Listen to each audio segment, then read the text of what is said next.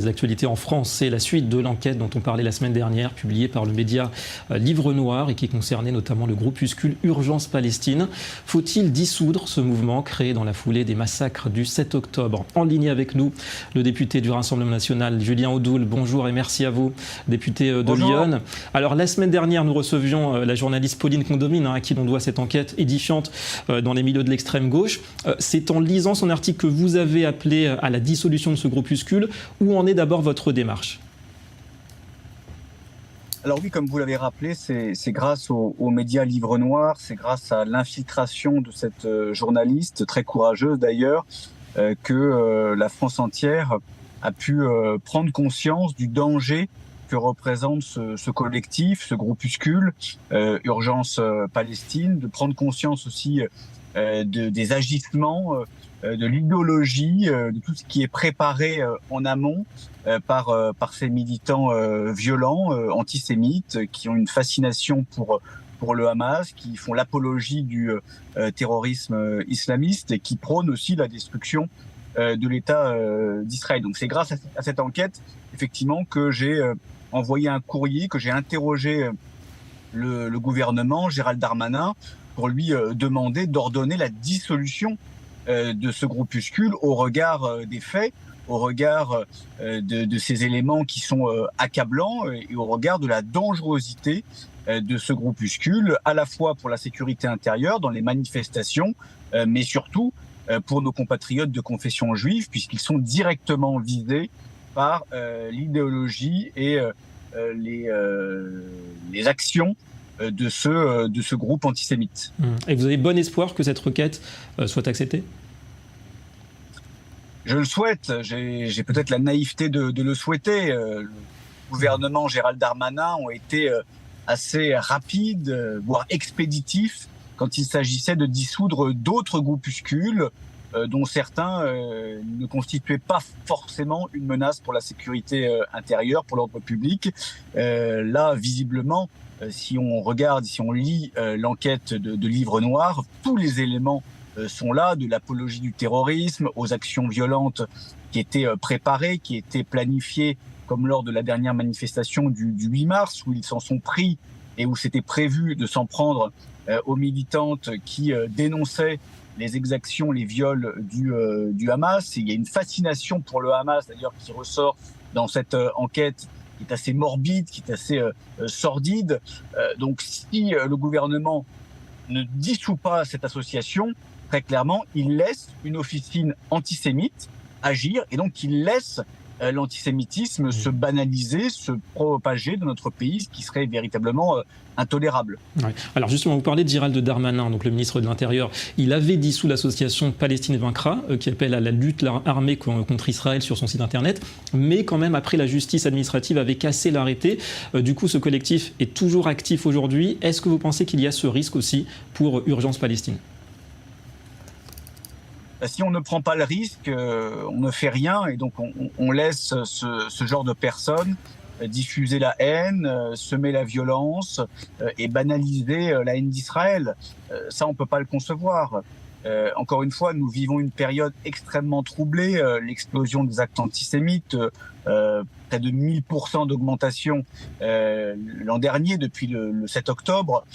Quand on voit le climat qui est aujourd'hui extrêmement inflammable, que ce soit avec les répercussions, évidemment, de la résistance israélienne, de l'attaque iranienne, on ne peut pas laisser ce genre de groupe, on ne peut pas laisser ce genre de militants prospérer et tout simplement continuer à recruter avec une impunité totale. Donc moi je préfère que le gouvernement prenne ses responsabilités et s'il prend ses responsabilités, au vu de cette enquête, il faut véritablement dissoudre Urgence Palestine parce qu'il y a urgence à lutter contre l'antisémitisme en France.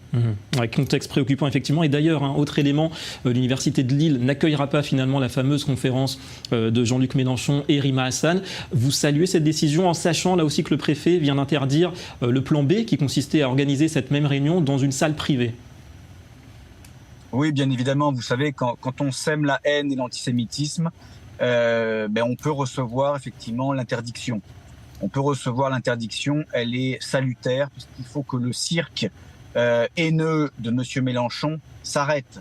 Il faut arrêter de lui donner des tribunes, il faut arrêter de lui permettre d'alimenter cette haine pathologique qu'il a contre l'État d'Israël et contre le peuple juif, et les discours nauséabonds de Rima Hassan, de bon nombre de députés de la France Insoumise, de Thomas Porte à Mathilde Panot, en passant par David Guiraud et Ercilia Soudet, bien évidemment, qui évidemment a mis sur le même plan la théocratie islamiste iranienne et la démocratie israélienne. Il faut que ça s'arrête. Encore une fois, la liberté d'expression, le pluralisme politique s'arrête au moment où on franchit la ligne rouge. Et la ligne rouge, c'est évidemment la haine des Juifs qui est propagée par la France Insoumise. Ouais. Alors, votre avis aussi sur cet autre aspect important, puisque vous le mentionnez, depuis l'attaque de l'Iran contre Israël, on voit qu'il y a des milliers de messages de soutien au régime des Mollahs qui sont publiés régulièrement sur les réseaux sociaux. Comment est-ce que d'abord vous expliquez ce phénomène, ce type de comportement en France aujourd'hui ? Je les trouve choquants, bien évidemment. Je les trouve d'autant plus choquants quand ils émanent de femmes, quand ils émanent de Françaises, qui n'accepteraient jamais le 10e de ce qui est réservé aux Iraniennes dans leur pays. Il faut juste rappeler les faits. Les faits, c'est que en Iran, on est pendu quand on ne porte pas son voile. En Iran, on est persécuté quand on est un homosexuel. En Iran, on n'a pas la liberté d'expression, on n'a pas la liberté politique. Voilà. Toutes ces libertés, elles sont entretenues, défendues en Israël. C'est une réalité. On peut être opposé au gouvernement israélien, on peut avoir des réticences, mais c'est une réalité. Et ce qui fait une différence, j'allais dire, notable entre les deux pays. Et très clairement, il y a un agresseur et un agressé. Mais visiblement pour ceux qui ont la haine d'Israël dans leur sang, dans leur tripes, tout est bon évidemment, quels que soient les pays, quelles que soient les circonstances, pour s'en prendre à l'État juif. Et c'est évidemment le fruit aussi d'un combat, d'une infiltration politique de la France insoumise qui a fait beaucoup pour alimenter l'antisémitisme dans notre pays.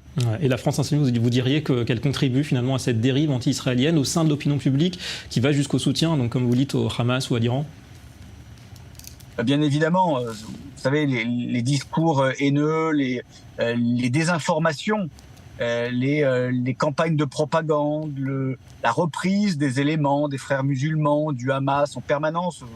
Vous lisez certains tweets de députés de la France Insoumise, ce sont des copier-coller de communiqués officiels du Hamas. Ils reprennent toute la propagande. Donc effectivement, comme c'est un travail qui dure depuis un certain nombre d'années, ça infiltre l'opinion publique, ça peut avoir des conséquences sur une partie de l'électorat, et c'est l'électorat qui est visé par Jean-Luc Mélenchon. C'est un électorat islamiste, c'est un électorat qui est sensible, évidemment, à la haine d'Israël. Donc Jean-Luc Mélenchon porte une lourde responsabilité, effectivement, dans la banalisation de ces messages et dans l'explosion des actes antisémites en France. Ouais, effectivement, tout ça dans le contexte, évidemment, des européennes. C'est pour juin prochain. Merci beaucoup à vous, Julien Audoul, d'avoir accepté de répondre en direct à nos questions.